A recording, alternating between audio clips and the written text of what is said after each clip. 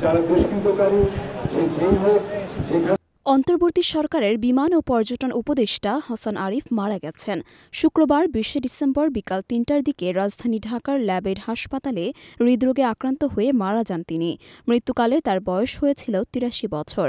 বিষয়টি নিশ্চিত করেছেন তার সহকারী একান্ত সচিব মোহাম্মদ আবেদ চৌধুরী। গত ৮ই আগস্ট অন্তর্বর্তীকালীন সরকারের উপদেষ্টা হিসেবে শপথ নেন এএফ হাসান আরিফ। এএফ হাসান আরিফ ২০০১ থেকে ২০০৫ সালের ২৮শে এপ্রিল পর্যন্ত অ্যাটর্নি জেনারেল হিসেবে দায়িত্ব পালন করেছেন। এছাড়া ফখরুদ্দীন আহমেদের নেতৃত্বে তত্ত্বাবধায়ক সরকারের আইন, বিচার ও সংসদ বিষয়ক মন্ত্রণালয়, ভূমি এবং ধর্ম মন্ত্রণালয় বিষয়ক উপদেষ্টা হিসেবে দায়িত্ব পালন করেন।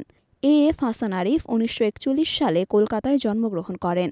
কলকাতার সেন্ট জেভিয়ার্স কলেজ থেকে মাধ্যমিক এবং উচ্চ মাধ্যমিক শিক্ষা সম্পন্ন করেন। এরপর স্নাতক এবং এলএলবি ডিগ্রি সম্পন্ন করেন কলকাতা বিশ্ববিদ্যালয় থেকে।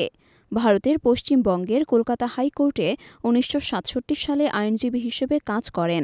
এরপর ঢাকায় এসে বাংলাদেশ হাইকোর্টে কাজ শুরু করেন তিনি।